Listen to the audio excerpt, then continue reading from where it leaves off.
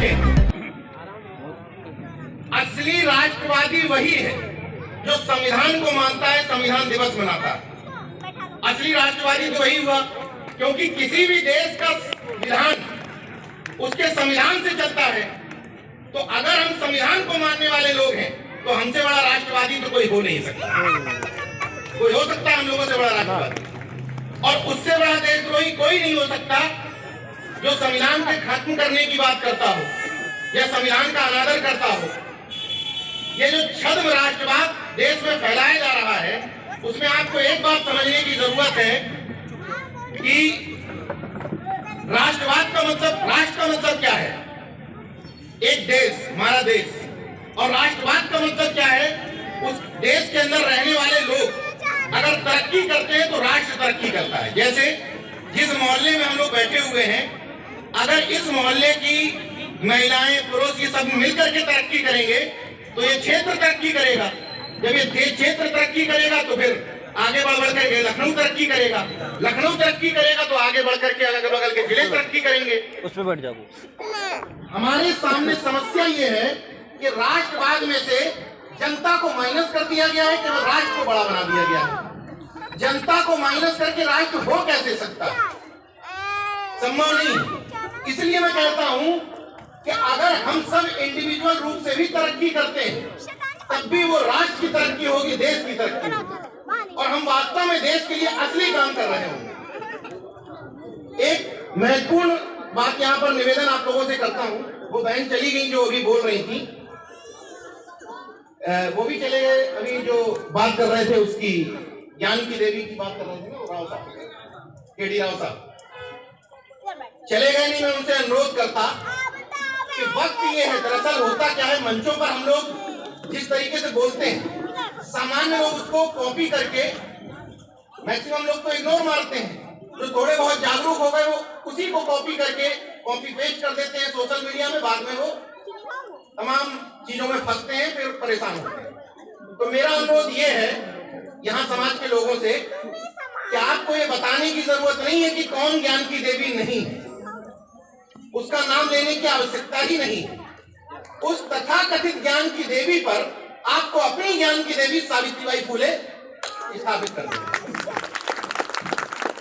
ये कहने की कोई आवश्यकता है क्या कि फलानी ज्ञान की देवी नहीं है? कोई आवश्यकता नहीं है। हमारी ज्ञान की देवी सावित्रीबाई फुले है, ये हम जानते हैं। हमारी ज्ञान की देवी की जयंती 3 जनवरी को आती है, ये हम जानते हैं, और उसको हर घर में मनाते हैं। जितनी बच्चियां हैं यहाँ, बच्चियों से खास तौर पर निवेदन है कि आप लोगों की जिम्मेदारी है कि 3 जनवरी को जिस भी विद्यालय में आप लोग पढ़ती हो, उस विद्यालय में एक पेन ले जाने की परंपरा शुरू हुई है ना, कि अपने शिक्षकों के लिए कुछ ले जाते हैं। तो बिना खर्चे का काम करना है, मिशन ऐसे ही बढ़ेगा। 5 रुपए का पेन सावित्रीबाई फुले की जयंती पर ले जाना है, और किसी शिक्षिका को देते हुए कहना है कि आज हमारा शिक्षिका दिवस है। ऐसे ही चीजें आगे बढ़ती हैं।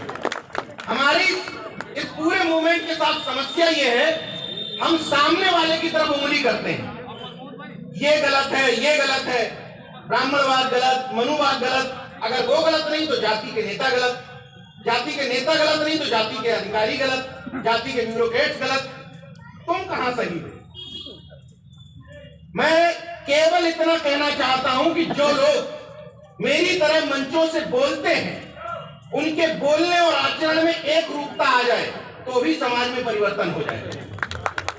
होता यह है कि मंचों से कुछ बोला जाता है, घर में और शरीर पर चीजें कुछ होती हैं। मुंह से नमो बुद्धाय और जय भीम बोला जाता है, हाथ में लाल धागा धूप से चमकता रहता है। बुद्ध कथा में भी आया जाता है, नमो बुद्धाय भी कहा जाता है, और आइडेंटिटी कार्ड माथे पर और गले में लटकाया जाता है। जब तक ये 3 आइडेंटिटी कार्ड अपने शरीर से नहीं हटाओ, 3 आइडेंटिटी कार्ड, 1 2 3, तब तक तुम मान लो कि गुलाम हो। ये सर्टिफिकेट है, ये लाइसेंस है कि आप अभी भी मानसिक गुलाम हैं। मुझे लगता है कि सबको पता चल चुकी होगी अभी तक की समस्या क्या है। समस्या सबको पता चल चुकी है ना। तो अब समस्या अगर पता चल चुकी है तो हम लोग समाधान पे चर्चा करें तो ज्यादा बेहतर होगा।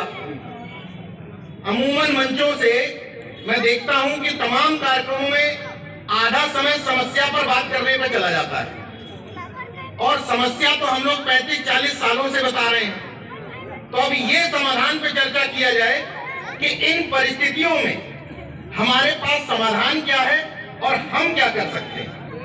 सबसे महत्वपूर्ण बात यह है, कल मैं इको गार्डन में था, 69,000 भर्ती के अभ्यर्थी वहां पे प्रदर्शन कर रहे थे।